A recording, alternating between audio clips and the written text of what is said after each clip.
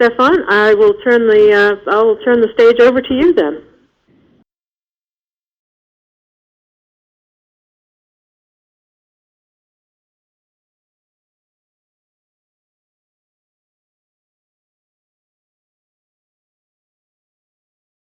And do feel free to ask questions at any time.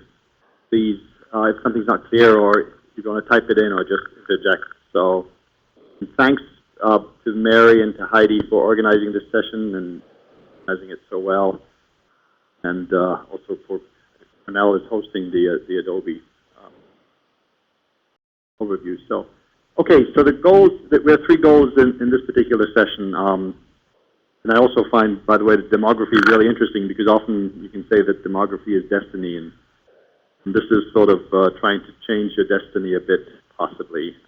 That's why we do community economic development. So we have 3 basic goals, looking at how we can foster faster or greater economic growth in the community, some of the promises and pitfalls, the strengths and weaknesses of the 6 strategies that we'll be looking at, and then also trying to understand the role that we may play as community developers in the strategies. And as you can see in the footnote here, Scott Loveridge originally developed, conceived of this slideshow. We've had some modifications since, but I do want to acknowledge my colleague at Michigan State University, who's also now the North Central Regional Center Director. So with that, you might ask, why do we even have community economics? And of course, one of the probably most important reasons is that communities differ in their resource endowments, whether they have natural resources as their basis or whether it's a more services-oriented economy.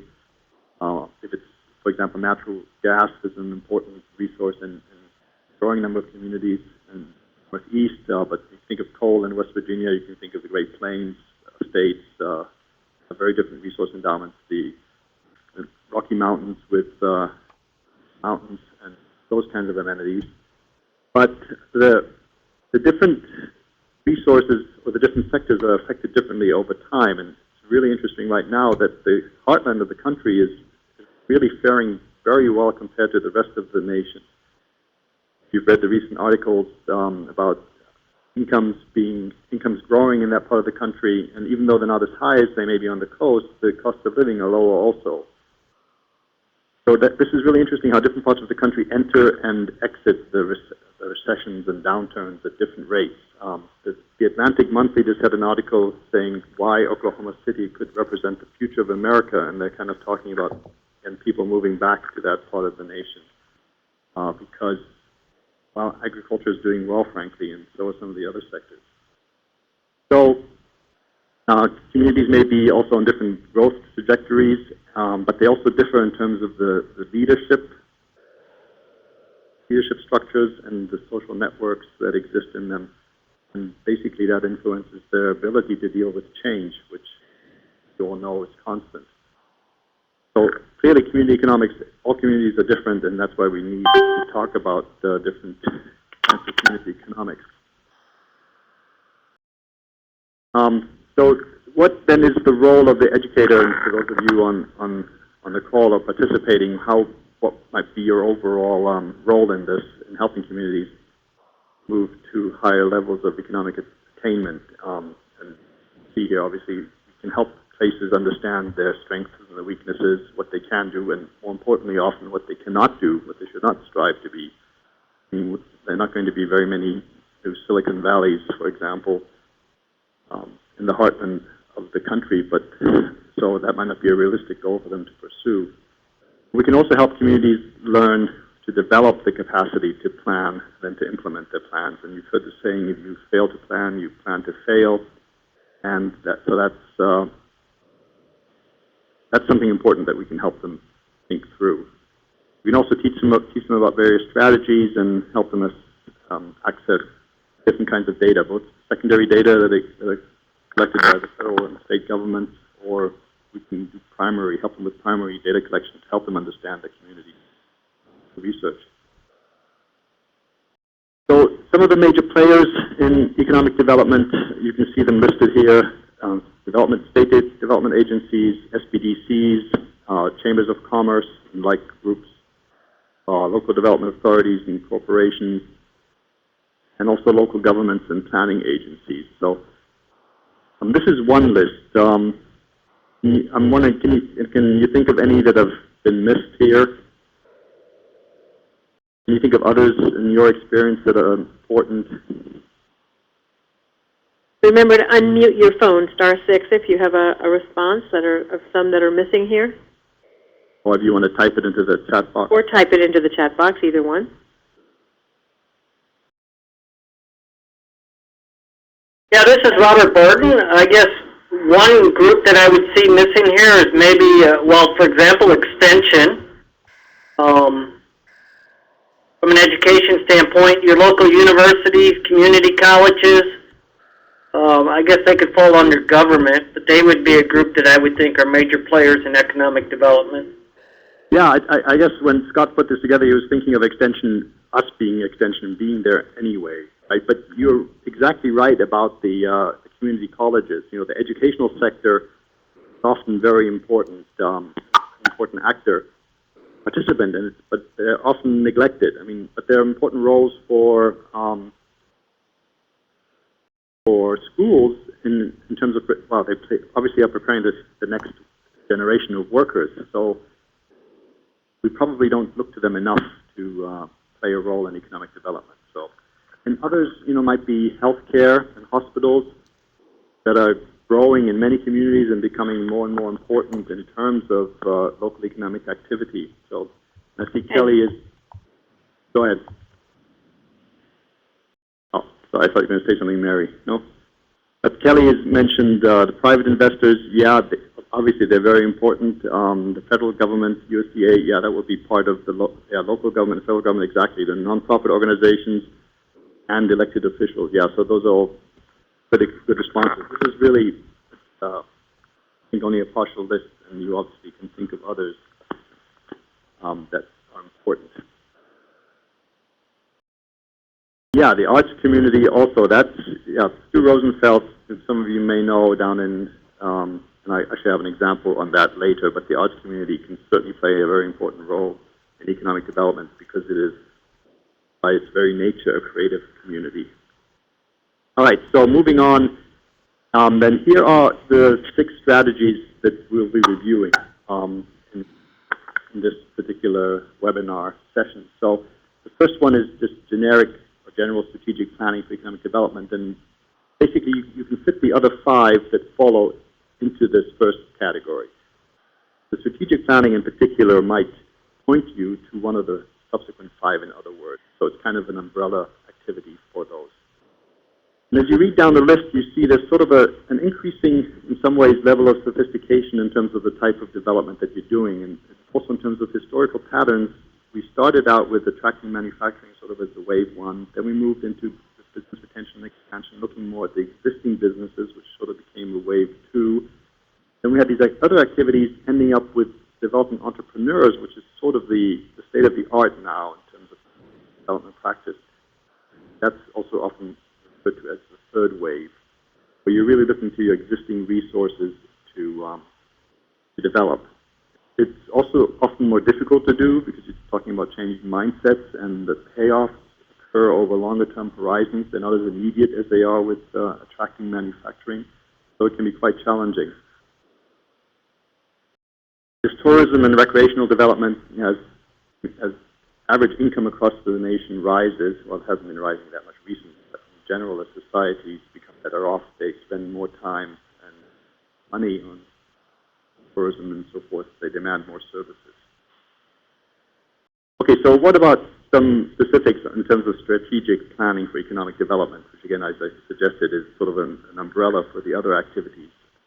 It's very much process-oriented in the sense that it really does involve getting people to sit down and think through what they might be able to do in their community. So the first step is to convene quote-unquote community leaders, and usually we know who they are. We're just getting a comment about the voice. Mary, Heidi, is anybody else having the problem? Stefan, I think I'm Yeah. hearing you well. So it's coming over the speaker phone. So it's probably your volume on your end. If you Oh, can really? maybe Okay. just talk a little louder. You sound okay coming Okay. to me, but once in a while Okay, you fade a little bit away. All right, I'll try. I have it right next to my mouth. I'll try to shout a little bit more, but let me know if it's still an issue, please. So the first step is obviously convening people and who you invite. Thanks, Michelle. Yeah, thank you. But do speak up, please, if it drops again. I'll do my best to avoid that. But it's obviously very important who you invite to the table, because the input that you gather is going to reflect that quite clearly. And if you're truly interested in getting diverse contributions from society, if you're concerned about diversity, then it's key that you invite people from the different communities that they represent, whether it's low-income community or whether, as some of the examples we talked about, whether it's the medical community, whether it's the educational community, whether it's the development community, the environmental community, you have to think very carefully about whom you invite to the table. And this is about process input, so it is about meeting, getting people to agree on some common objectives, and then moving forward to pursue a coordinated set of actions by developing an action plan. But I think this is probably quite straightforward in terms of the basics. And some steps along the way is, you start by identifying some sponsors, and such as maybe chambers of commerce, maybe private businesses that have a stake in the issue in achieving accomplishing economic development. You follow the steps such as scanning the horizon for both threats and opportunities to the community. From this, you can identify key issues and then develop various goals and strategies. You can see, obviously, there's some kind of a logical progression here as you start with scanning the horizon, and then you formulate plans, implement them, and then monitor results and evaluate them and use them as feedback to perhaps identify new key emerging issues. So there's sort of a feedback loop built in here that completes the cycle in terms of the strategic plan. But again, these are some very specific and concrete steps that can be followed. So what about some advantages and disadvantages of strategic plans? And you go into some communities and they just roll their eyes and say, we don't need any more strategic planning. That is an issue that has become an issue in some communities that basically have been over planned, and then you end up with the plan sitting on the shelf. However, there are some key advantages that you need to that should be considered when you do such a plan, and that is that they often complement other existing strategies, and that they allow you to identify the best fit for the community. They tend to be low cost because they involve existing actors. They don't necessarily have to involve outside consultants who are very expensive. And perhaps most importantly, they allow you to arrive at some kind of a consensus among the participants and even among the community members. So this is, I don't want to diminish this point. Often these plans are done with a lot of fervor, a lot of excitement, but then they do end up sitting on the shelf. And there are even some new programs that have been developed in response, one of which I recently came across. It's called Strategic Doing, which is kind of a follow-up. Okay, yep, thanks, Mary, for your comment. Obviously, there is a progression here that needs to be followed. So you do need to identify the problem first. So just to wrap this up, what are some potential roles for community development professionals in this? And again, you can see the list here in terms of convening folks, and perhaps most importantly, being objective parties. For those of us who would remove ourselves from the stake or the issues that exist in the community. And this is especially important when the issues are contentious. When you have environmentalists, for example, pitted against developers, it's very important for us to be able to come in and educate and train with objective materials, the best science-based research that we can find. And along those lines, we can serve as brokers of resources. We can make sure that all voices are heard in the facilitating and the moderating sessions, collecting the data and helping to analyze them, and then also implement the plan and finally to ensure that what people thought they were going to do is actually done. So this is sort of I would look at this as sort of a general purpose development strategy. There is no particular sector necessarily targeted at the beginning, such as manufacturing or tourism or some of the other ones that we'll be talking about. But we also often find that the process in and of itself is extremely important for the community just to work through. So it's not just the plan in the end that's important, but the entire experience of working through with competing interests and competing voices and differing opinions to arrive at something that's palatable to most people. So I'll just pause here quickly in case there are any questions or comments. If you remember the *6 to unmute, or feel free to use the chat box.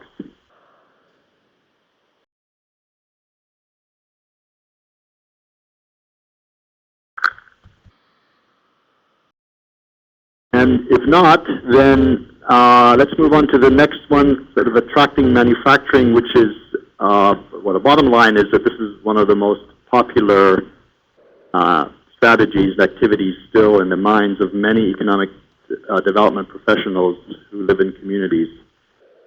And more specifically, it's often the only strategy that communities pursue because they basically don't want to look beyond that. But it's popular because it seems to be, it seems to offer a very quick fix to the problems. It's very visible. If you bring in a plant and you have a ribbon-cutting ceremony, that's very appealing to an elected leader who lives on a 2 or 4 year cycle, basically, before he or she gets voted out of office, possibly. So there's a lot of pressure on elected leaders to develop this kind of, bring these kinds of plants in. But it can also be, or it usually is, a multi-year process. It takes a long time to gear up for this kind of recruiting, attracting and finding prospects, courting them, wining and dining them, and figuring out the right package that will attract them into the community. So it can have many pitfalls in the sense that firms tend to be looking for the lowest cost site. And so the history on this is that manufacturing firms in particular were recruited out of the Northeast region. If you think of Syracuse and some of the industrial cities of the Northeast U.S. were recruited first down to the South, and then from there they were recruited to Mexico. And they didn't last there very long, but instead were recruited back out to Asia. So you can see there's sort of this cascading effect where just because you were able to recruit a manufacturer doesn't mean you'll be able to hold on to that particular firm. So in that sense, it's been very controversial, and many economists especially have looked at it with great questions, with many questions. But there are some instances where it could be useful. For example, when you have lost already a manufacturer and you have a facility that's sitting idle, when you have no alternative uses for it. But it's also when you're going to grow anyway, and bringing in a particular manufacturer can be helpful or complement other existing businesses. In those cases, it is very useful to have as a tool. And also, there's something called a gap analysis, where you identify basically goods or services that you're importing from outside the community that are used locally, but that could possibly be provided or supplied by a resident entrepreneur or a resident factory.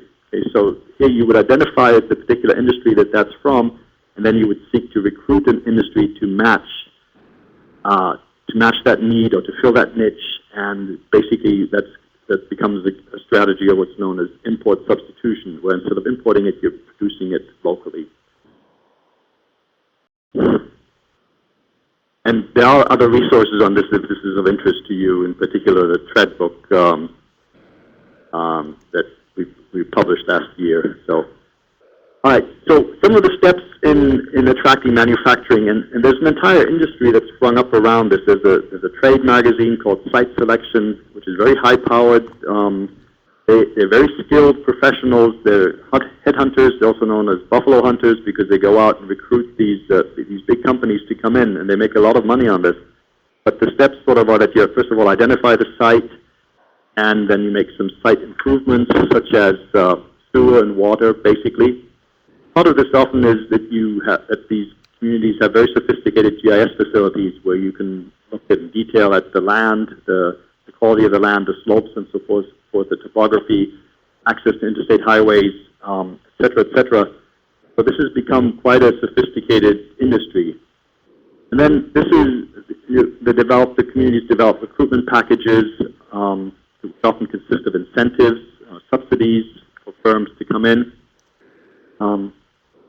And some of the other steps involved, such as first targeting the industries that you want to recruit. You attend trade shows where you basically promote your community and try to sell it to potential candidates. Also, you see the consulting reports versus process. Sometimes consultants will just come in and tell a community what they should do and then leave. And those kinds of reports usually end up sitting on the shelves. And it's much more effective if you, as a community developer, can work through with the community on the process of identifying what makes sense, what is logical for this community to pursue. There's an interesting program that was originally developed up at the University of Vermont by Catherine Halbrand, and it's now being used out west by Tom Harris and his colleagues. It's called community business matching, where they basically try to find out what kinds of businesses should be recruited into the community that match it on a number of dimensions, including social, economic, and environmental. That's the next topic here, CBM and analytical hierarchy processes, where basically communities can sort through alternative preferences, say, between environmental objectives and social justice goals. Yeah, often what happens, Kelly, yeah, you're right, that the states start bidding businesses away from one another, and the state level can do more things than can the local levels. But they get into bidding wars. This has been especially an issue in the automobile industry, for example, when they located some of the Toyota plant in Kentucky a long time ago, but also the Mercedes plant in Alabama, where basically the states were giving away the store in terms of incentives. This is very controversial when it gets down to that level. But again, it doesn't mean that there's not a potential role for this kind of an activity. So what are the potential roles that we would play as educators and facilitators? Obviously, we can talk about some of the disadvantages and the pitfalls that counties may encounter as they do this. For example, if the firm fails, that's certainly a possibility that they move in, they operate for 2 years, and then they shut down because of broader economic forces. We can make people aware of the long-term nature that this can involve, that it can take many years to bring in these kinds of firms. Also assess the community strengths and weaknesses. I already alluded to Silicon Valley. It's not going to be feasible for very remote communities, for example, to think about attracting a microchip plant or the next microprocessor assembly facility or computer assembly facility. So just some kind of reality checks for communities as to what is feasible for them. We can also serve as point persons for the Economic Development Administration offices. We can serve as brokers and networkers, also teach grant writing modules, and also help think about manufacturing or attraction as part of a broader economic development strategy. So just to conclude here, this is sometimes poo-pooed by economists, especially because communities are trading off the bidding for businesses, basically. Most recently, this has also been expanded beyond manufacturing. For example, Walmart has played off communities against one another when they come in with the promise of a new store, or when they set up their logistics distribution centers. They extract rents from the local communities, or they extract subsidies and so forth. And this is very controversial because it's very different to have a retailer come in and demand those as compared to a manufacturer. So, okay, any questions on that?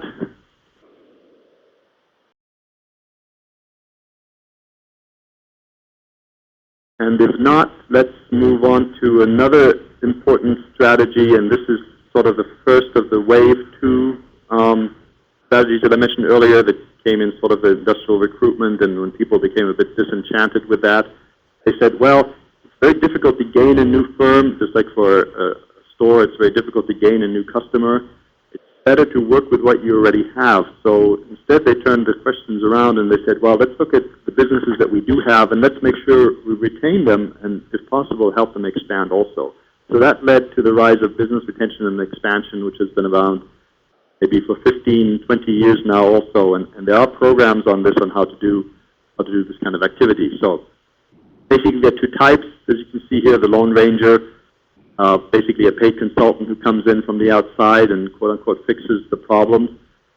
Or you can do it through more of a process using volunteer visitors or people who help you, who get in contact with the business and get assessed an idea of their needs, their constraints, and help and really work with the business to help improve its situation. So this is more of a community building or a community building process than having a Lone Ranger come in.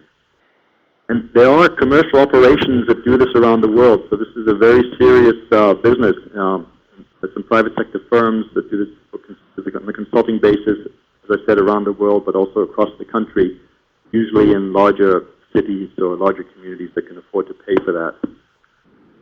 And again, working through the process is important for the community to understand its limitations and its opportunities. So the applications here are usually manufacturing, that you would ask a manufacturer, what are the constraints, what are the barriers you're facing, what are some of the threats on the horizon that are coming. But it can also be done in retailing as well as in ag and in businesses in general. So if you have a volunteer program, you get many different roles, people to play. We'll touch on some of those, but the important point is to get the information from the business as to what it perceives as its barriers and constraints to expanding. And then there's a challenge to prioritize the types of firms you work with and to sustain them, in the sense that which firms do you pick as your first priority? Which ones are the keystones or the linchpins in your community that if they were to fold, others would fold along with it? That's often a challenge to sustain the energy to keep this going over time also. On the plus side, the advantages include that this can be very effective per dollar invested in terms of the jobs saved or created. It can also help the community pull together, including the leadership. And it's, as you see here also, the existing firms who feel that they're being paid attention to often appreciate this, because they just feel passed over if the community is just concerned about bringing in manufacturing firms and others from the outside. That can leave them with a sour aftertaste. So it's well received by the businesses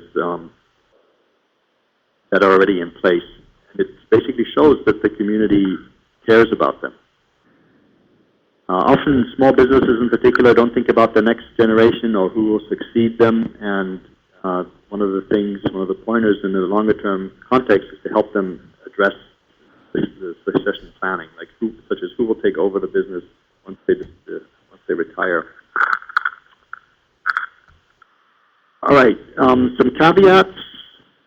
So if you wanted to do this, the person who wants to run this would have to have very strong social networks, be well known, have good connections in the community. It's also important to be realistic. You cannot reverse or counteract economic fundamentals. If the imports are coming in from China, it's going to be very difficult to deal with that. There's just the kinds of reality that have to be faced. This is the reality that has to be faced.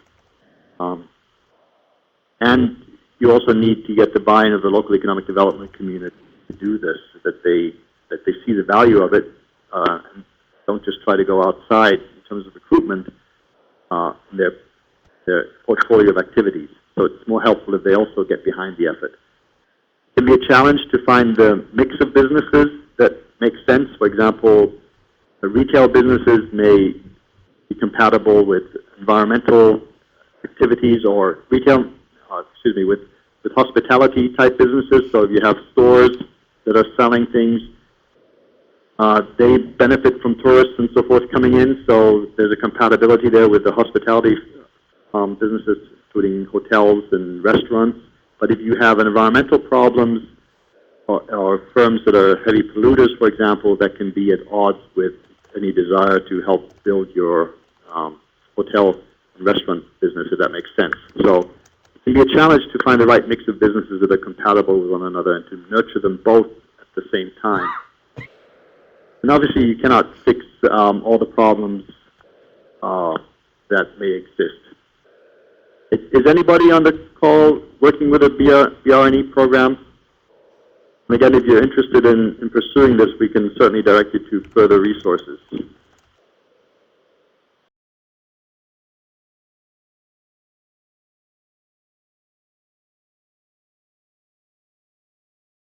Okay, to wrap up this part, so again, for the roles of the community developer, we can serve on the task force, we can play the role of leader, we can play the role of member, depending on the other resources or participants we have. We can serve as facilitators, also bring in outside resources, and also serve as visitors, and I'll elaborate on that in just a second. So good, and we'll send you the link, and Kelly, it's good to see that you're just starting one. It'll be to hear what your experience is with that. So this BRNE, the business retention and expansion activity, often goes hand in hand with what's known as downtown development, and you've no doubt have heard of these various efforts that are done. And in terms of some of the basics, this usually involves simply physically enhancing the community or the place. To give you an example, Pittsburgh is dealing with a lot of dilapidated housing that's been abandoned, and they are trying to revitalize their communities by basically tearing them down and creating green spots. Cases downtown, these communities have suffered, and they're physically become unappealing. This is an important first step to sort of restore community interest, even if you want to call it community pride. So this can be very important, just the physical appearance of places. There's a lot of interest in this preservation of historic and interesting buildings. There's funding available from the National Endowment for the Arts. There are a number of private philanthropic foundations that actively seek to fund these.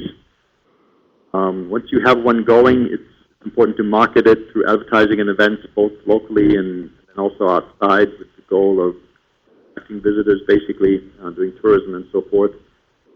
One strategy is often pursued is that the merchants coordinate the activity. In communities, they accept vouchers, or you have the local community dollars. There's a Berkshire dollar in Massachusetts, and so that is quite important. So then often develop a brand for the town. And yes, the comment from the CCRPC, that's exactly right. The design is incredibly important on this. Absolutely, that's absolutely true. I mean, people can disagree on something that's designed well, that's not designed, but basically it's like urban sprawl. We know a good design when we see it on that. Stefan, you sound like you're moving away from the mic just a little bit again. Uh-oh. It's okay, that was better. You just a tiny bit, not too much, but just Okay. a reminder. Thank you. I feel like I'm halfway eating it, but I'll try to keep my voice up. So it is that close. I'm not kidding you. Okay. All right. So and then we can develop a brand for the town as well. And you can see when somebody tells you Las Vegas or Orlando or even Branson, Missouri, you probably all have an image in your mind as to what that means. Particular gambling and those kinds of things, recreation in Orlando, amusement parks, Branson, also entertainment, usually for the over 65 crowd, probably. Then you also have regional brands such as Tart Cherries in Michigan, and then some places would like to be known as the coldest place on earth, and that's International Falls, Minnesota, for example. But that's their brand, whether you like it or not. In other cities, if somebody mentions to you Motor City, you know exactly that that's Detroit, or if you say Music City, USA, that's Nashville. So communities can build these kinds of brands. Vail, Colorado is another one, Provo, Utah.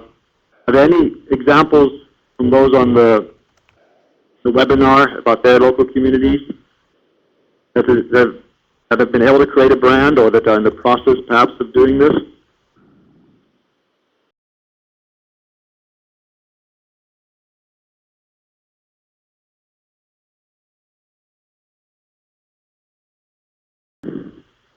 Yes, exactly. Lexington is actually on my list. Lexington, Kentucky is a horse center, that's right.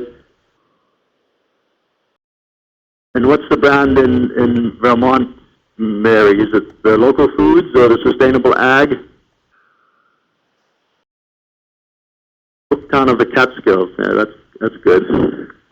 Well, I think it depends on the season, but right now we're thinking we're gearing up for the ski season. Yeah, and a few months ago, or last month, you were the leaf viewing capital, right? That's right. And pretty soon we'll be maple syrup and... Yeah. And here come the cheeseheads. Exactly. Right. That's great. Cedar City. Right. Festival City, USA. Yes, I actually was aware of that. Thanks, Brian. Oh, you all have these images in your head, and we have them for a reason, because that's something we do associate with the place. So, good example. So, some advantages of this kind of activity is that it can be a source of community pride, as I already alluded to. If you redevelop the downtown area, that's certainly important. It can be good for the environment if you have people not having to travel to the outskirts, or if they feel that they want to spend the evening downtown.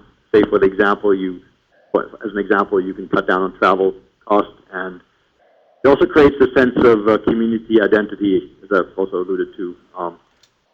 Lexington, Kentucky is an interesting example, because I did hear somebody, well, when I lived there 15 years ago or so, maybe, people were really complaining that at night it would just shut down, and there was just a business district during the day, and it was deserted in the evenings.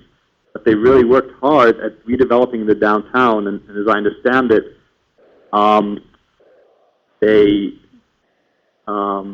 they were quite successful.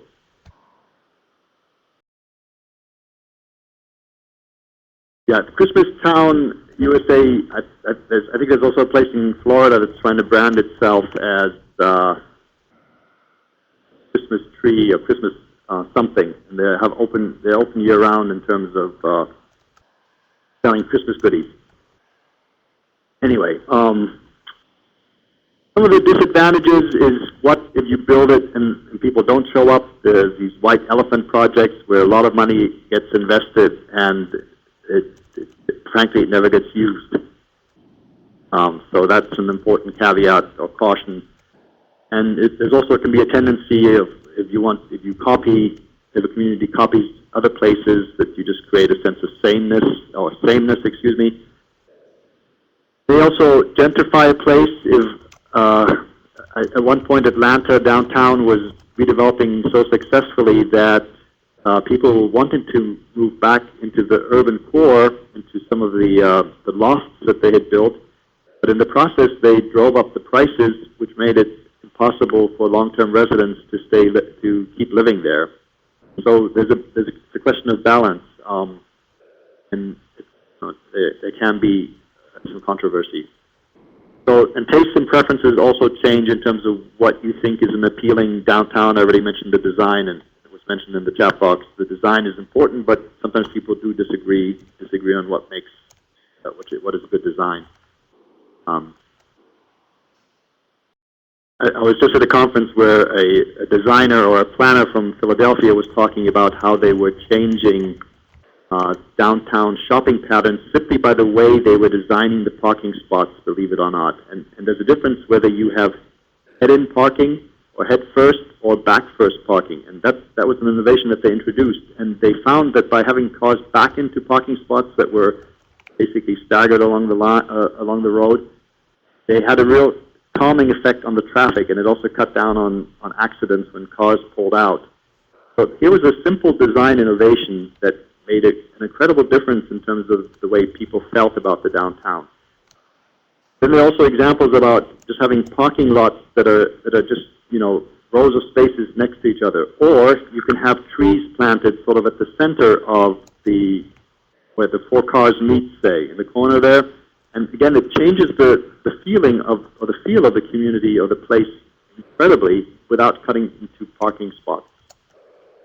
So we could probably do an entire session on just design issues, but again, it is very, very important.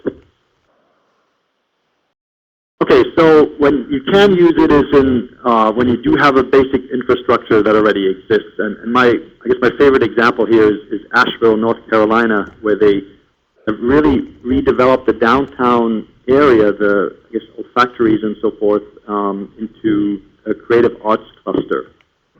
So that's a good example where they reused space that would have otherwise been left empty in Asheville, North Carolina, an old manufacturing building. So they did have some proximity to potential markets there, including outside North Carolina, but they're not that far away from some of the major cities. So it made sense for them to make those investments in and of themselves, but in addition, it attracted just the curious and other people to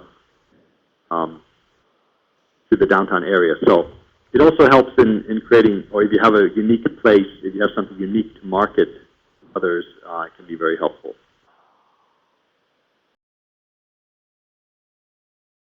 All right, so what are some potential roles for community economic developers in this?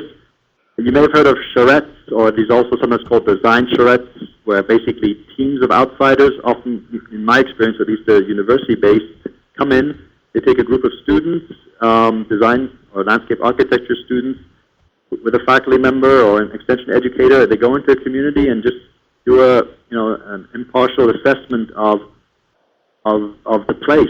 And then they make, very politely, they make suggestions for things that can be changed, that could be changed. And they help them identify assets and other resources that they may be so obvious to the residents of the community that they don't see them. So that, again, is an important role, potential role for a community developer.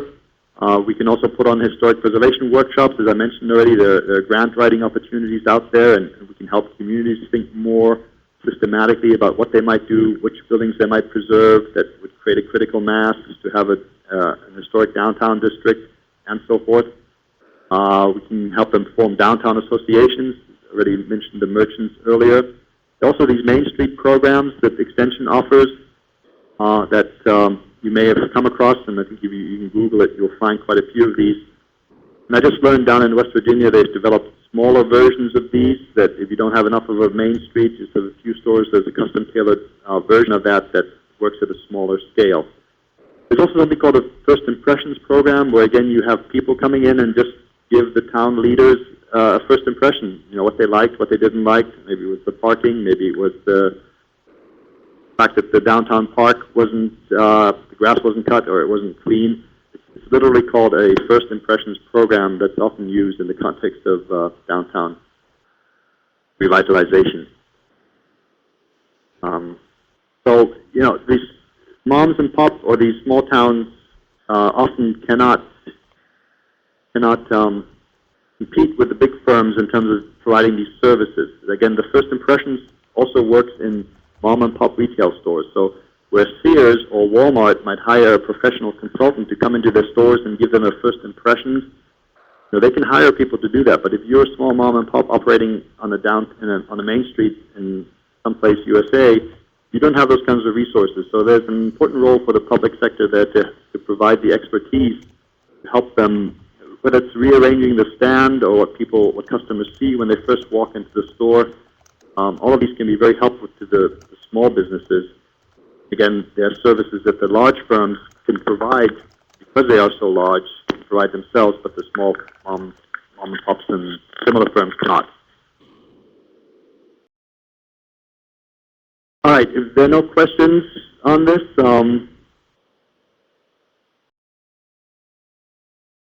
move on to tourism and recreation development, and I hope you're getting maybe a bit of a sense here that there's sort of a logical progression as we go through, because obviously one way to attract tourists is to make sure that your downtown is in a good shape.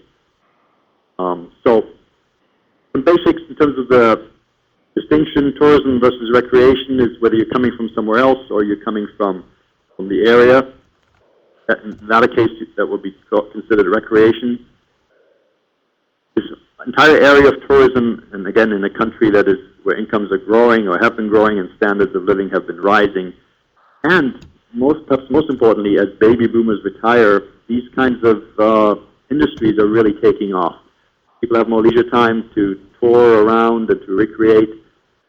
These are important engines of economic growth in many communities. So you also can think of the Olympic events, so like the Winter Olympics, when those are announced, different communities compete for them because they know that if they put up, if they get to host the Olympics, they know that there will be spillover benefits in terms of tourism and recreation down the road. So it can be very attractive to attract, to recruit or to secure or to become a site. And one of the fun things to do is, if you're touring, is just to look at the license plates in the parking lots to see where people are coming from, and that can give you an idea of whether they are largely recreating or whether they're tourists coming from other states. So that's just a sort of a windshield survey. Sometimes we commission students to do these kinds of things, just to see how far our reach is in terms of the reputation of a community or a place. And as you can see here, often these are synergistic. They feed on one another. They can reinforce one another, because the recreational facilities can be used by the residents and the tourists when they come in.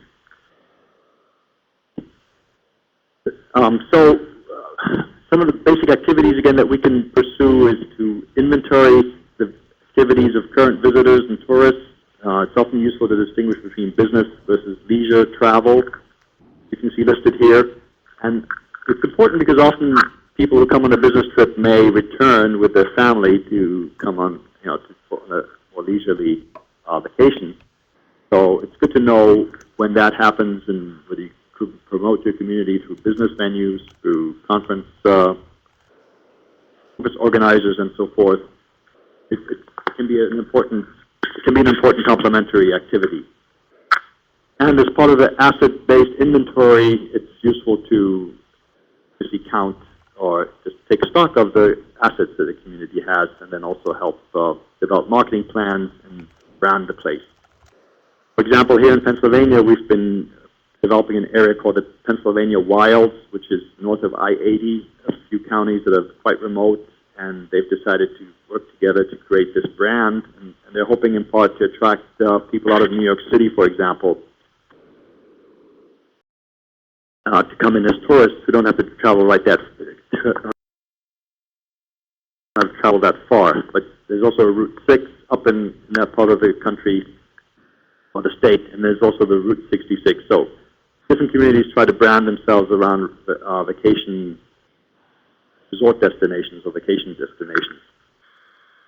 And furthermore, we can play an important role in helping individual businesses with developing their marketing plans. Again, the small bed and breakfast stores and the small tourism places that sell touristic goods, they can't do it on their own, so we can help them with marketing.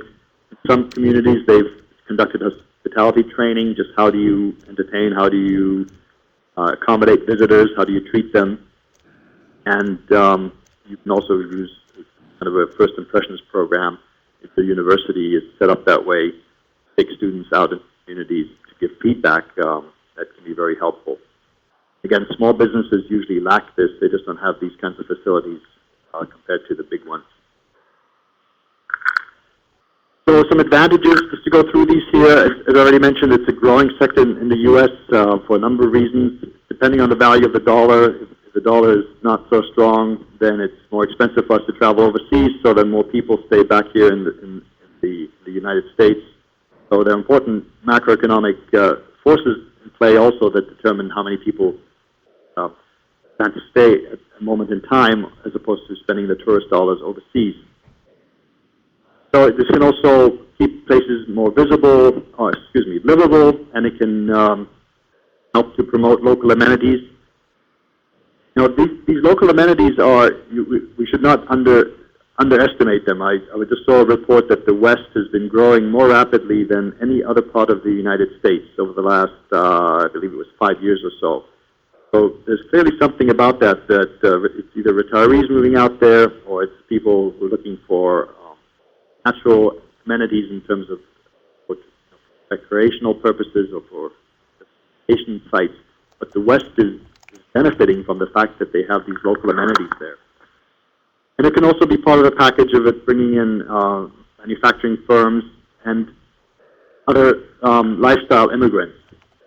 And an important related factor here is that of second home development, which also can classify under tourism. But if you sort of second homes around, up in Wisconsin, for example, around the lakes, often these second homes become stepping stones to retirement homes.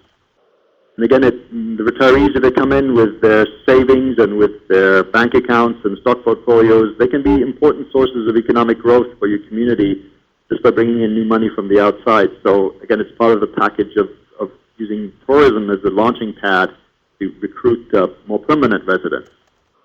And I'm sure you've also heard a lot about the growing interest in ecotourism that also people are willing to pay a lot of money to be part of if they can go into clean communities and places that are not overrun by tourists. So what are some of the caveats here? So often this requires a shift in mindset because we tend to think that tourism jobs are low wage, but they really don't have to be. And there's actually an economic research service ERS study out recently or a few years ago now, but that showed quite clearly that tourism-based communities were growing more rapidly in terms of overall per capita income growth than communities that were not focusing on tourism. So that really is a myth. Seasonality can be a problem. If it's a winter resort, as Mary mentioned, then people are just there during the winter. Places like Vail, Colorado, Provo, Utah have to deal with that. Conversely, places that are just summer destinations, there is a gap there in the off-season that we can't discount. We have to be aware of. They can also be fragmented efforts that don't add up to anything if you're not careful. And sometimes businesses simply want to compete with one another, and they don't want to cooperate for the larger good of the community. So it can be hard to get them to work together. And again, I mentioned some of the smaller places need additional assistance because they can't do it on their own. So when it can be used is especially when there are quote-unquote undiscovered assets in communities that the residents may not be aware of. Water recreation can sometimes be an undiscovered asset. Again, West Virginia has whitewater rafting, trying to develop a cluster around that people are not aware of. Thinking also of wine trails around the Finger Lakes area near Ithaca. So, all these kinds of assets that could attract people that don't diminish the resource base or don't take away from the community can be used quite effectively. Also, when you have an underutilized infrastructure, it's quite obvious that you can bring in more people without busting at the seams, without exceeding your capacity, say for roads or hotels or other types of infrastructure. And also when the existing efforts are not coordinated and synchronized, then it can be helpful for us to come in or to develop tourism efforts in general. And again, you can see some partners listed here, many of which I've already mentioned. Stefan, I would just... who can be... It's Heidi. Yeah. I was just going to interject and just say, when you were mentioning the Ithaca area, I think that we've also used tourism in the wine trails to connect it to other industries and thinking about business and retention. We've started with cheese, connecting the cheese industry, the small-scale cheese processors to the wineries. So it's again thinking about how all of these pieces fit together. Exactly. That's a great example, Heidi. And, it benefits the hotels in the area, it benefits the restaurants, and, who can argue with wine and cheese, right? Yeah. So, And that's, you know what, that's what Napa Valley has done, and some communities do this really well. They just put together the right mix of or the right package to offer this. And I suspect in Ithaca it's probably more seasonal than it would be out in Napa Valley, but nevertheless, it's, you know, just because it's not year-round, and I may be wrong about that, but even if it's not year-round, it's still an important part of the economy during the season. Yeah, and we're seeing, just real quick, the wineries really creative in terms of how they are attracting people over the winter with special winter packages and holiday themes and that kind of thing. I think it is broadening. Neat. That's great. Thank you for sharing that. So some more basics here in terms of recreational facilities. You can see the image of the nice lake there, but you know, these are things such as parks, trails, sports facilities, libraries, but also boat docks, camping sites, you know, any kinds of infrastructure and facilities that people will need. And it's important, an important role for us to help identify some of the gaps. And some other considerations are, what can people pay if you're bringing in high-end customers out of New Jersey? You know, high-income folks, they obviously can pay more. But if your target market is maybe more middle-class America, then that would affect the kinds of services that you can offer, and also what your local residents are willing to support. It's not always without controversy, because if you bring in hordes of tourists, that can have implications also for your local community. And what we're seeing increasingly is that there's a combination of both user fees and taxes that are used to kind of expand public recreation. So you pay for it if you use it, but there are also some subsidies in terms of federal or public taxpayer money that's used. So, and part of this is also just the general spirit of recreation development, that you encourage people to recreate more and use these facilities, and you can tie it in with health packages also, just to get people moving and exercising. So what are some advantages? As you can imagine, there can be great benefits to the community, that by and large exceed the costs. It can help stem the brain drain. It can help keep youth in communities and help reduce general out-migration, and also be part of the industrial recruitment package. And expanding recreation, as I already mentioned, also can help the tourism industry. So on the other hand, it sometimes is tough to sell to the community if people like the way things are.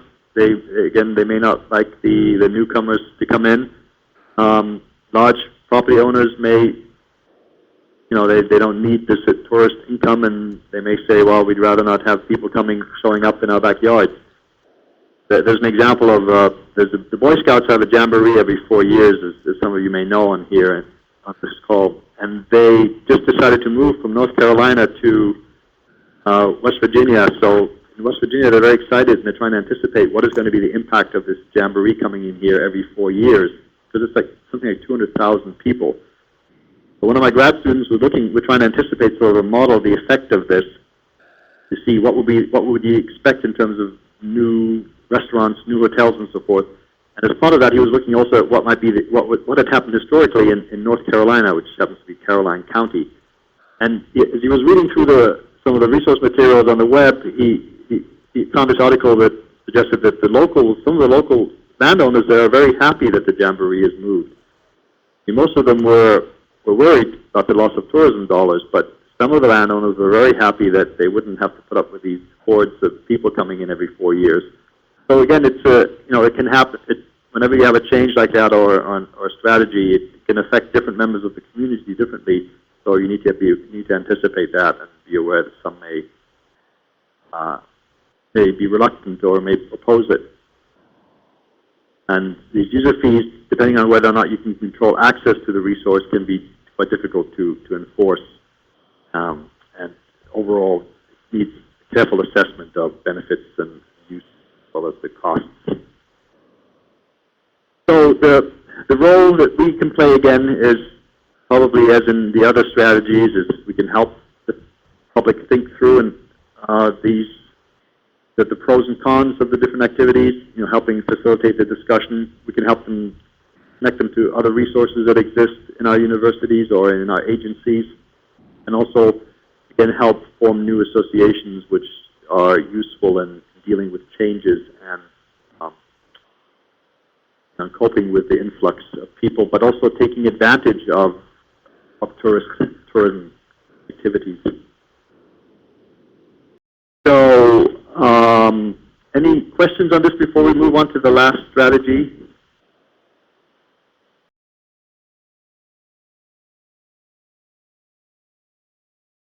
Which is entrepreneurial communities.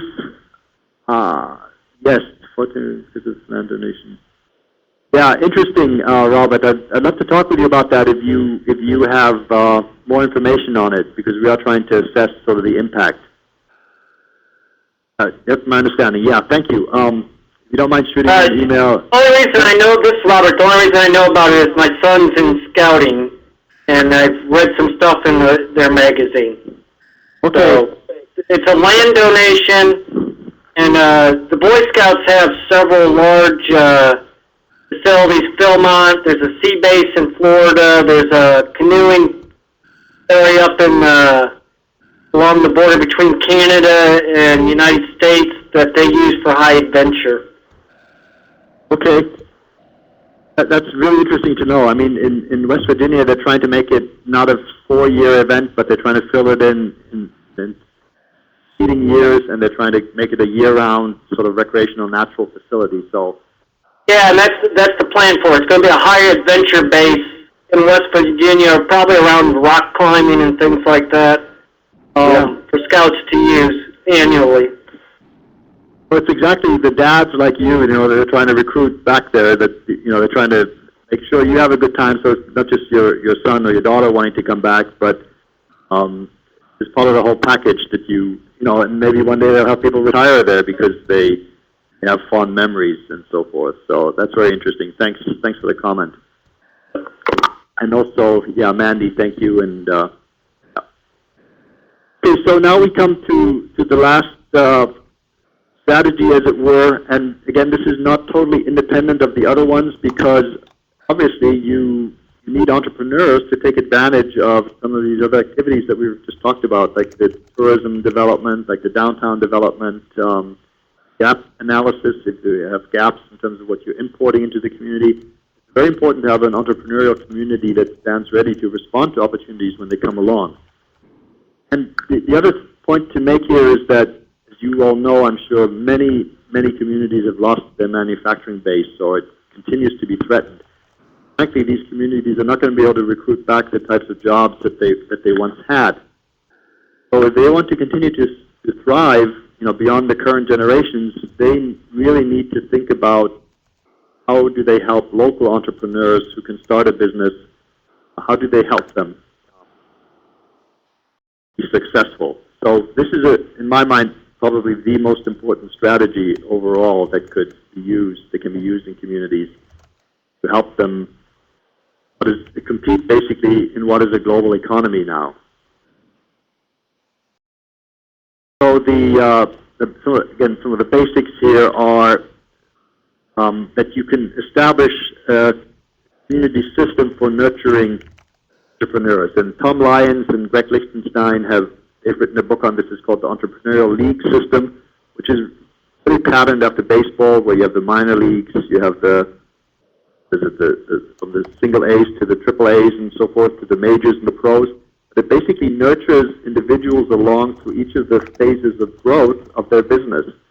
And they have coaches drawn from the community often who help them serve as sounding boards, so that if they have a question, they can bounce it off them.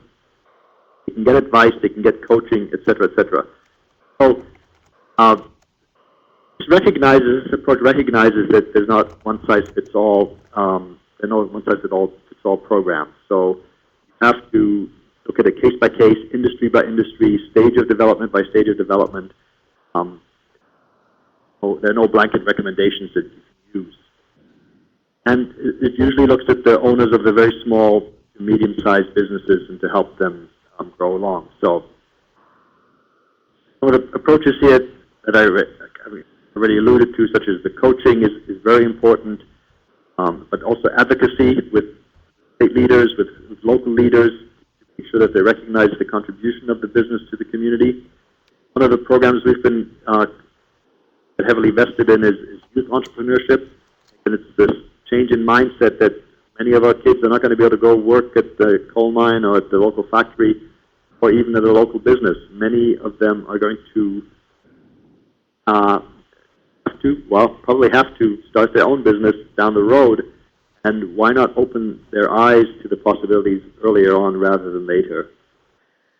So this can involve, again, working with high schools and the educational system, that you develop an entrepreneurial program, help people see that the students see that there are possibilities beyond working for others by working for themselves.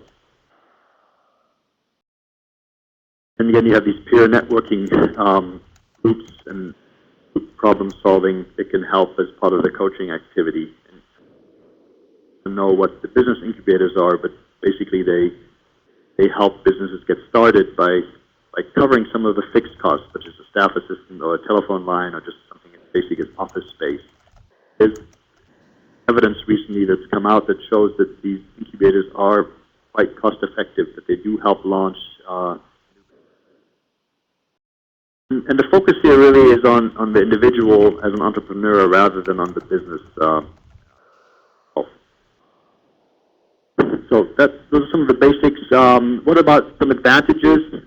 Usually, although not always, this doesn't require a special locational advantage. I mean, some internet-based firms, especially, you can set up anywhere nowadays. For example, in the county south of here where I am, it's very remote, but they're one of the fastest growing companies in terms of revenue in the country. They're basically translating perfect language documents for the federal government.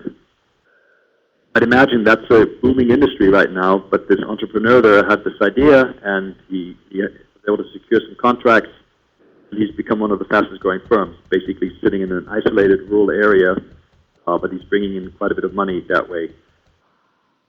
So the other important consideration is that if the business is created locally, there's a good chance that it will stay there. It's not going to be bid away by some other company and off to a country or say to Asia if the owner has ties to the community. And lastly, as an important advantage is people get the idea of entrepreneurship for the most part. Not everybody, but most people are easily persuaded, or they easily understand the fact that entrepreneurship can be very important idea generally. On the con side, it's sometimes viewed as duplicating the business facilitation programs that we just talked about. SBDCs could feel threatened potentially by that, although I see the more complementarities rather than competition. Especially if you approach it from a community perspective, where you're thinking about, well, how can the community change in order to help the individual business, rather than just focusing on this firm. And the business development centers, obviously, they do tend to focus more on the business than on the entrepreneur as an individual, by and large. So funding can be a problem. For example, we've tried to get funding out of the Kaufman Foundation to support more entrepreneurial businesses, and they've told us basically that they're not interested in supporting rural areas, which was a great disappointment to us.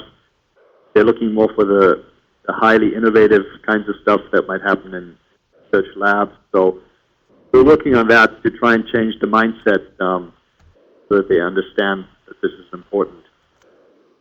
I also have a sense that the Gates Foundation may be coming around to understanding the importance of doing domestic entrepreneurship development. So I'm actually hopeful that there may be some changes on the horizon here.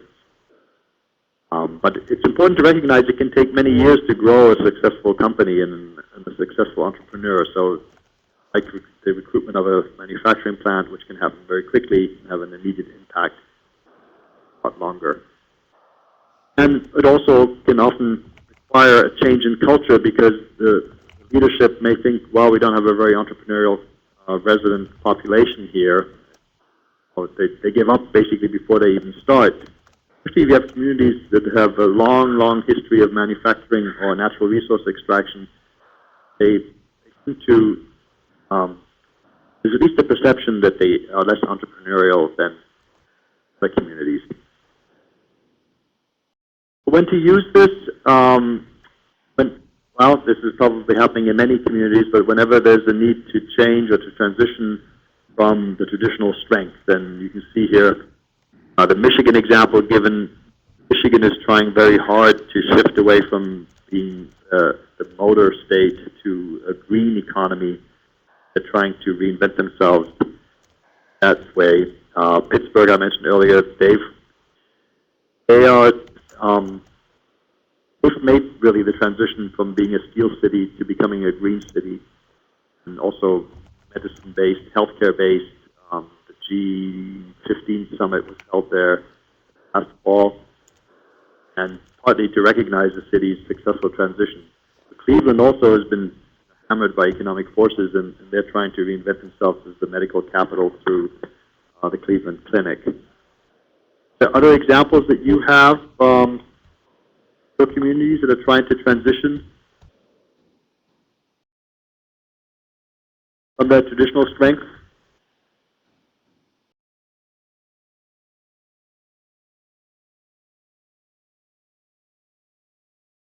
I think it'd be interesting to collect some case studies on this down the road.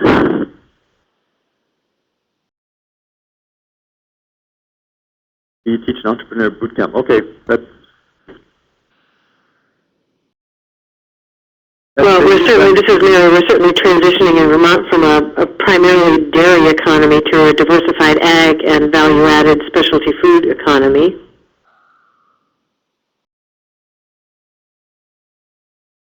Good, yeah, that's another good example. But I don't think necessarily because we wanted to, as much as because we were forced into it. Yeah. Sometimes it takes that to make the change, right? Yeah, external pressure. I think very often it takes an external event to make people, to get people out of their comfort zone. Yeah. So, are you transitioning away from a tourism recreation-based economy, Kelly? That's interesting. So what are they trying to transition to? Okay, diversify. All right. And the challenge obviously is, or the question usually is, a transition to what? And the answer to that, great, but it's not always obvious or transparent, and it does take a lot of hard work. Technology, okay, thanks. So here's some possible roles for us as community developers in terms of what we can do to help move this process along. And often by doing community assessments and just showing communities the degree of entrepreneurship or self-employment, that can be an eye-opener for community members and for leaders just to understand how they compare with other places. Can help set up incubators, I already mentioned, facilities to coach entrepreneurs to help them develop their business idea, to bounce it off, to give them some ground truthing, some feedback, so forth. That can be very important. We can also connect the community to land-grant universities or small business development centers. We can help with the networking, always a critical function, very important. They usually learn more from themselves than they can learn from outsiders or coaches. So just setting up the ability for them to network is critical. We can also coach, help them in coaching, and already mentioned the youth entrepreneurship program that Kelly also pointed out.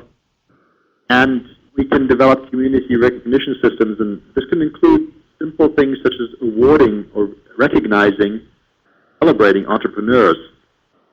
And some time ago, David Birch from Harvard University, he was the one who first pointed out the importance of small businesses in job creation across the country. But he had a list of 10 items that would show whether a community celebrates their entrepreneurs. And one of them is, are they invited to important local functions? Are they members of the local business associations? Is there an annual reward for the most successful small business? These are all small steps, small things that communities can follow, can do, can implement to recognize entrepreneurs and, again, create visibility and just provide role models to show what is possible. So I guess by way of summary, and maybe this is mostly for educators or for those of us based in not only, but based in universities, also in federal agencies, I think, is that we can help by bringing in outside facilitators, first of all, people who don't have a history in the community and can really provide objective perspectives. In that sense, we can help address conflicts that may be simmering under the surface, and really appreciate that most communities do have some kind of conflicts going on. But we can also help connecting to university data and resources. I know that it's daunting for outsiders sometimes to even think about or to even conceive of approaching, say, an individual expert within a university, simply because places are so huge and we have these websites coming up and they come up and they're usually not obvious, don't obviously point people to the resources that they need. So we can play important roles there to figure out where people should go for different types of information and resources. And then, of course, resource identification for the action teams that are set up across any one of these strategies. We can play important roles there. So, and potential roles for community developers. So the next slide is about additional reading and data sources. And Hannah, you want to say something about that, Mary?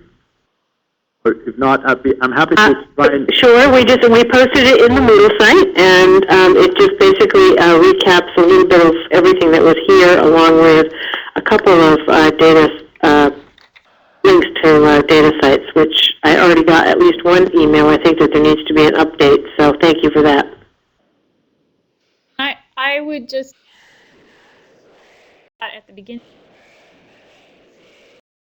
You all have shared lots of good resources today, and we'll scoop those and put them on Moodle. But again, as you're going through your weekly activities, daily activities, and you come across something, the next time you're on Moodle, be sure to share them, because we are together a wealth of information. So don't hesitate to post those.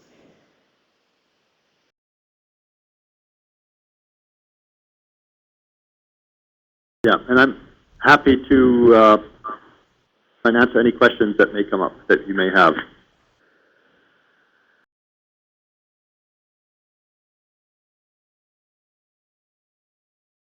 So while you all are thinking about whether you have questions or not, I will just say that next week we're talking about community power structures with Dan Call, who and that's a great presentation and always really stimulating to think about, because I'm sure all of us that work with community groups are very familiar with some of these power structures. And let's see. Any questions? Anybody have questions? Feel free to unmute your phone, *6 if you do, or go ahead and type them in. Parting thoughts? We have a couple minutes left. I would just say, too, again, great comments in the chat box as the presentation went along. Yeah, I hope we're capturing those. The good information there. It's good to know what other people are doing across the country, so thank you.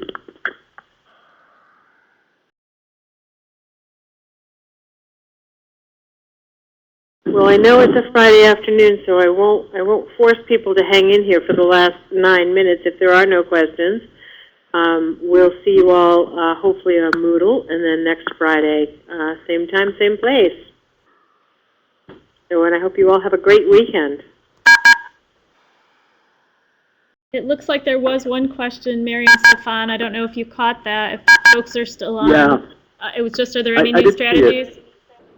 Yeah, I was, as I was preparing for this and some of the other work I'm doing, I think this idea of looking at networks is very important, trying to understand how we can help communities work together.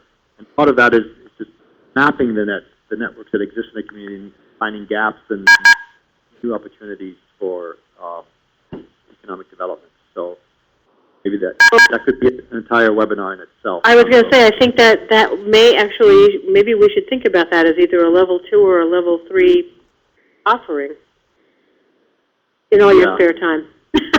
So thanks for the question, Kelly. I hope you're still on. Yes, like systems mapping, yes. Yeah, right. And some of that work's already being done across the country, so can, we can certainly build on that. So thank you, Kelly. Okay, well, Stefan, thank you very much for your Thank time. you. Thanks, Mary and Heidi. I really appreciate you putting it on, and thanks to all the participants who still on. Terrific. Take good care. Okay, have a good weekend. You too. Okay. With that, then, I will close down the site with thanks to everybody and wishing everybody else a good week.